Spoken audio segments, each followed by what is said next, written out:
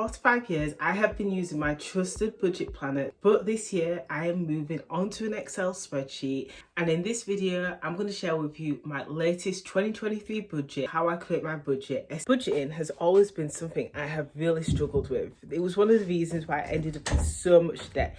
In 2017, I'm in control of my budget, but it meant that I had to make a few mistakes along the way. I feel after several years, I've finally perfected my budgeting method, but it doesn't necessarily mean that I stick to budget every month. It just means that I meet my goal. One of the first things I do before I even create my budget is calculate our income. Now, luckily, we are a dual income family. It means that we get the opportunity to really work towards our goals, and I'm so thankful for that, especially in this current climate. The first thing we do is calculate our income. Now, both my partner and I often get paid roughly around 3 days apart from each other, so it works out perfectly because I love to pay all my bills as soon as I've been paid. Once I've calculated our income for the month, then I list all our bills. Now, whilst I understand the whole concept of paying ourselves first, I am very much a person... Go on. I'm going to keep that bit in the video. Whilst I totally understand the theory of paying yourself first, I think as a person that has struggled with my finances previously, where I'm able to pay my basic bills and I have children, I just take so much comfort in making sure that my bills are paid first. So this is a priority. So the first thing I do is pay my rent, pay my council tax, pay my car insurance, all those absolute essentials that I need to get by. That is what I pay first. Because I've already calculated my income, I also include my subscriptions as well, because obviously I'll know if I've got enough to get through the month. But yeah, I'll include my subscriptions such as my Netflix, my Amazon Prime, all those types of things. Then the next bit is the most exciting bit, the bit that used to be my debt, but it is now finally my savings and investments, is my future. And this actually used to be like my debt payment, but that money now goes towards savings and investments.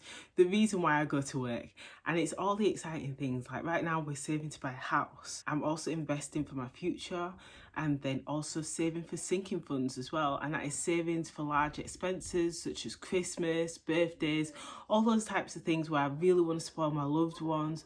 I really want to have a good time, but it costs such a fortune, especially in the current climate. So that's where I will put all my money into savings. Something that I've done recently, which has been an absolute game changer, opening an account in a completely separate bank and saving my money there so that I no longer have access to online banking. That has completely changed things, because I really found that I was always dipping into savings.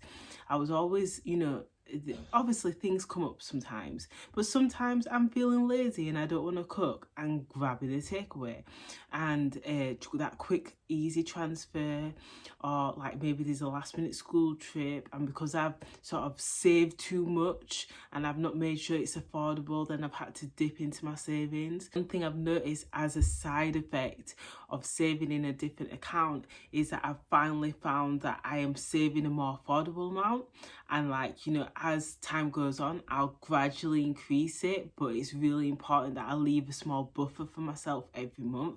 And then finally, the last part of my budget is spending, and this is my day-to-day spending. So this is spending for my groceries, my petrol, my treats, days out, clothes for the kids. Oh, so many things come under this category, and also miscellaneous fund.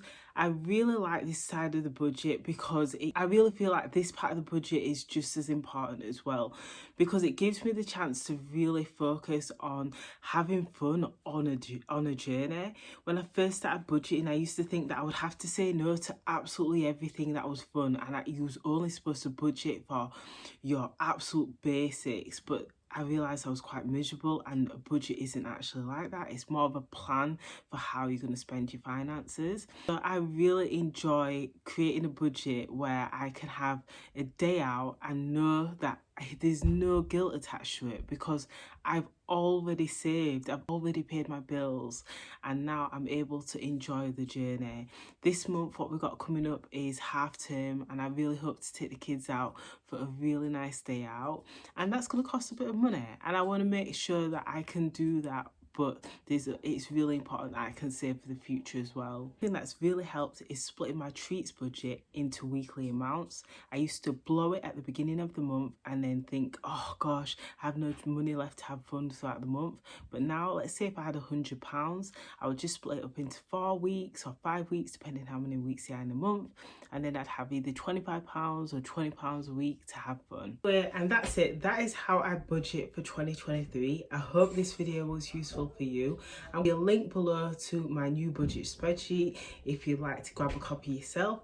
But thank you so much for watching. I really love this method. It's such a simple, easy method. It's personalized for me. It works for me whether I'm on a high income or I'm on a low income. I love the prioritization of my budget. It really helps me just simplify it and not get too stuck down on the particular numbers.